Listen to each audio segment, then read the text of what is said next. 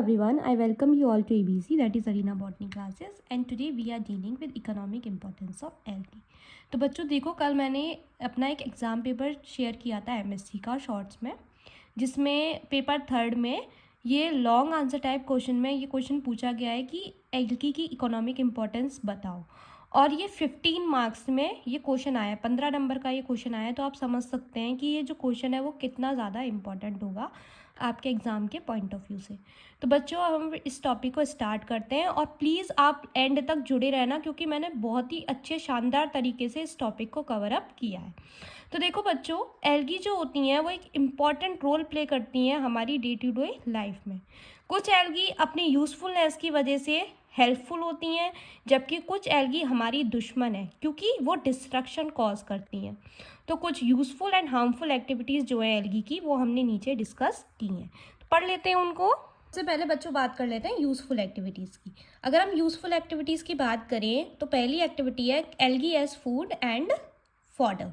मतलब एल्गी को as a food use कर सकते हैं और एक एज अ फॉडर यूज़ करते हैं। फॉडर का मतलब होता है चारा की तरह यूज़ करते हैं, चारे के लिए यूज़ करते हैं एनिमल्स इनको। Algae S पिशीकल्चर। पिशीकल्चर का मतलब होता है जो फिश जो होती हैं उनका पालन करते हैं, मतलब उनको कल्चर करवाते हैं। तो कुछ एल्गी को एज अ पिशीकल्चर भी यूज़ करते हैं।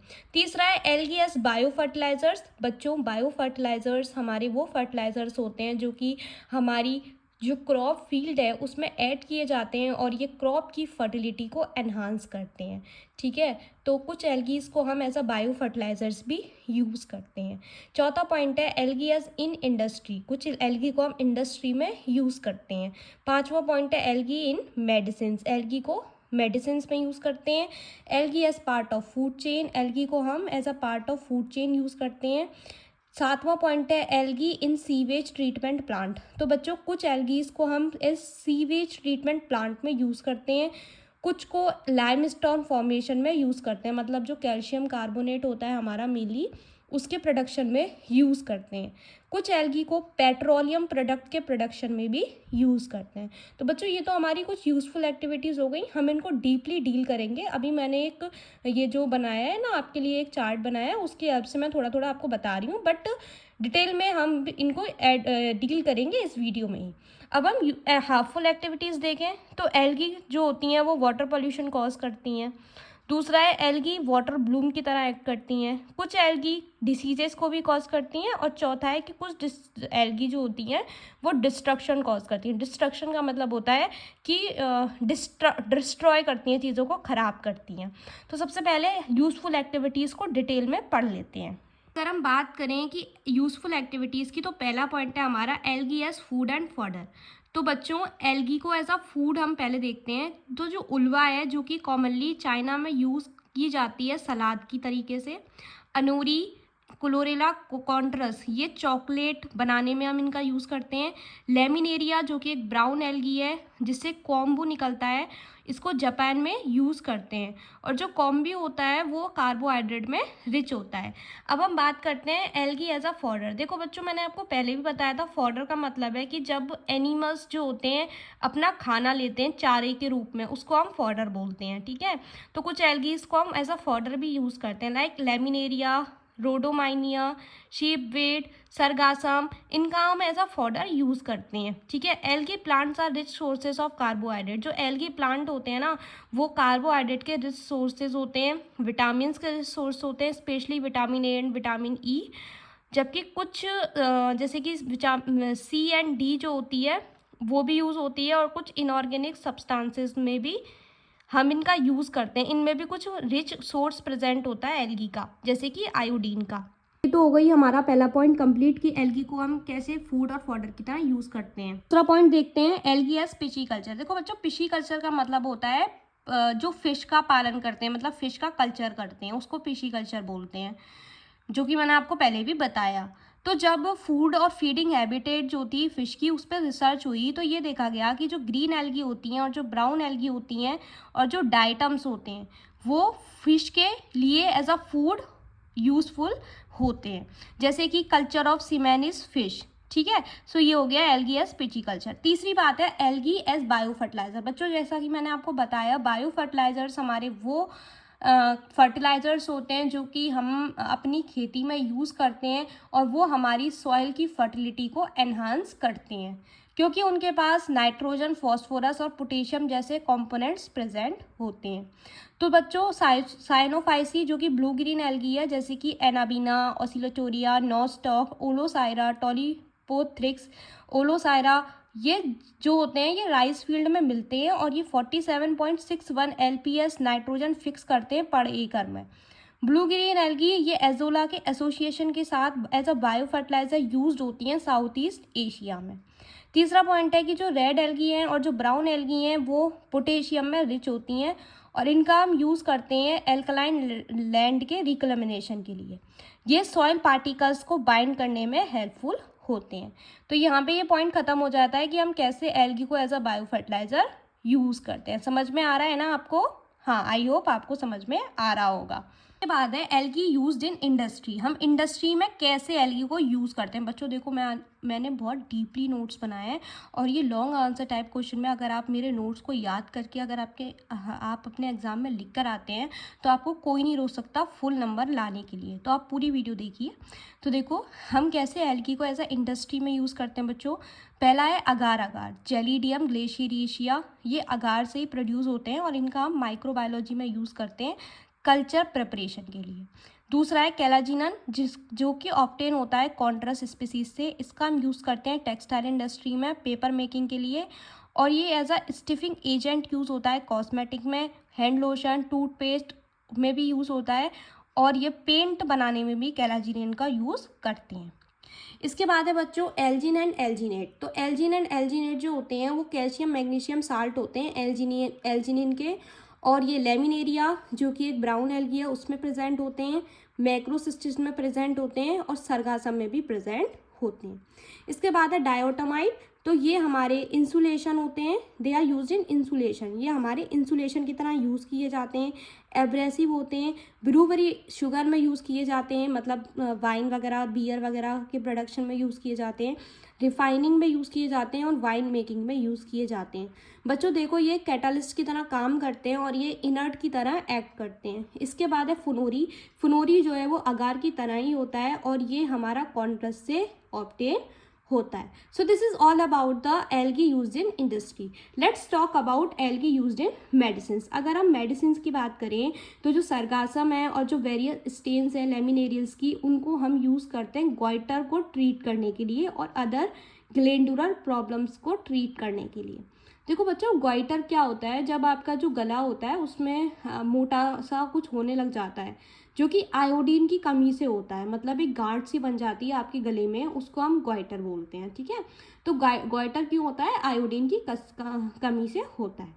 तो जो सरगासम है और जो लेमिनेरियल्स हैं उनका हम यूज़ करते हैं गोइटर को ट्रीट करने के लिए, ठीक है, और ग्लैंडुलर प्रॉब्लम्स को ट्रीट करने के लिए।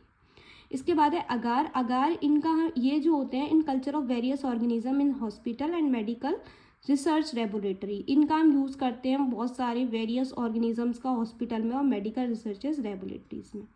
जो एंटीबायोटिक क्लोरेलिन है, जो एक एंटीबायोटिक की तरह काम करता है। क्लोरेलिन एंटीबायोटिक मतलब जो कुछ जो डिसीजेज जो कि हमारी लिविंग ऑर्गेनिजम्स के द्वारा ही कॉज की जाएंगी और उनको ट्रीट करने के लिए ही हम लिविंग ऑर्गेनिज्म से कुछ ऐसा एक्सट्रैक्ट करेंगे जो कि लिविंग ऑर्गेनिज्म से फाइट करेगा, उनको हम एंटीबायोटिक्स बोलते हैं। सो बच्चों antibiotics are metabolic substances that are produced from living organism and are injurious to other living organism.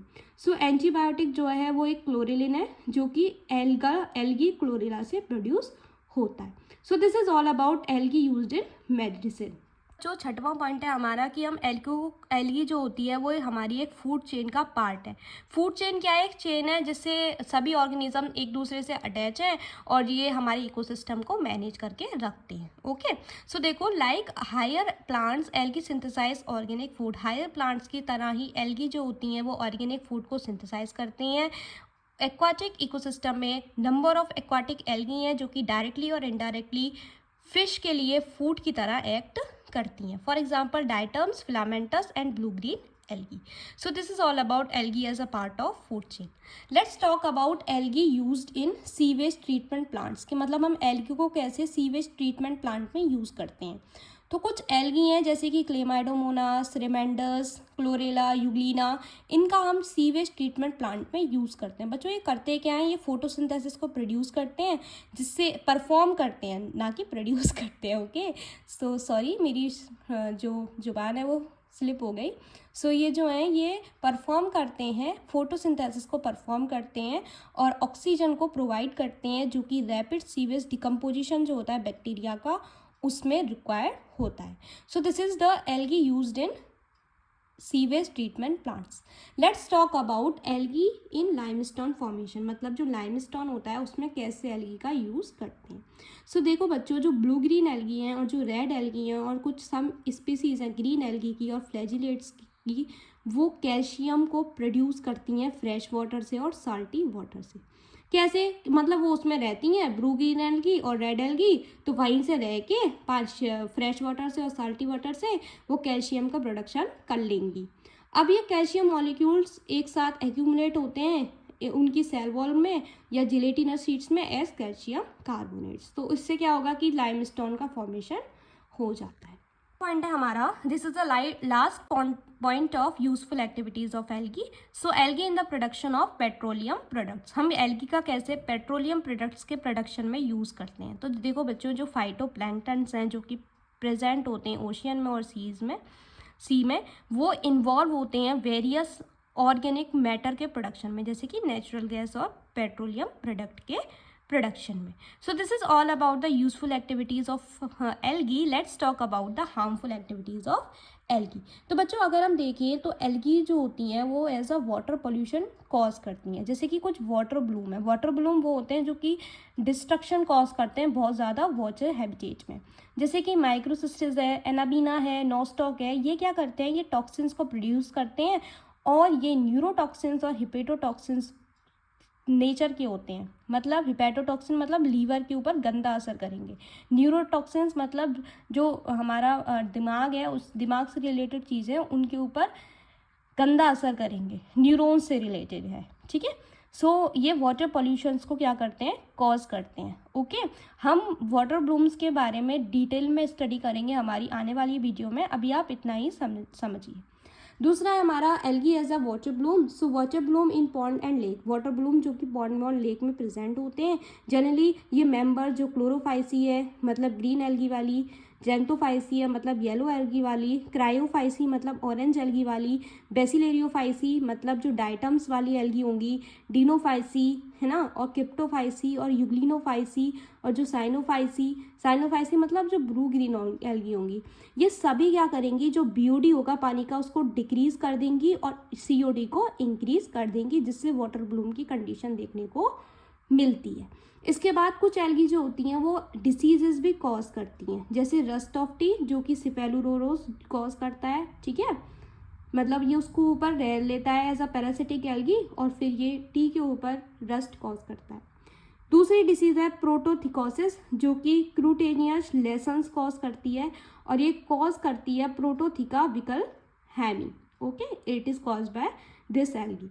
Let's talk about the last point of today lecture, that is algae can cause destruction. So बच्चों ये तो आपको पता ही चल गया होगा कि जो वाटर ब्लूम्स होंगे, हार्मफुल वाटर ब्लूम्स होंगे, that they can cause the water destruction, water में ये डिस्ट्रक्शन कॉज करेंगे।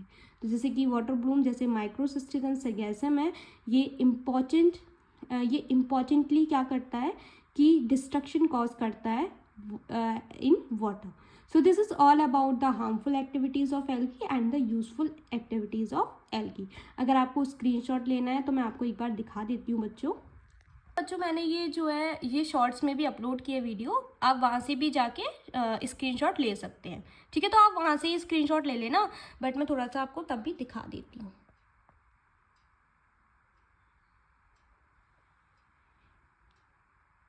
चलिए ठीक है, आप वहाँ से जाके स्क्रीनशॉट ले लेना शॉर्ट्स पे जाके। अगर आपको ये वीडियो अच्छी लगती है so please hit the like button and subscribe to my channel and share it with your friends for related content and I hope you like my video and comment below.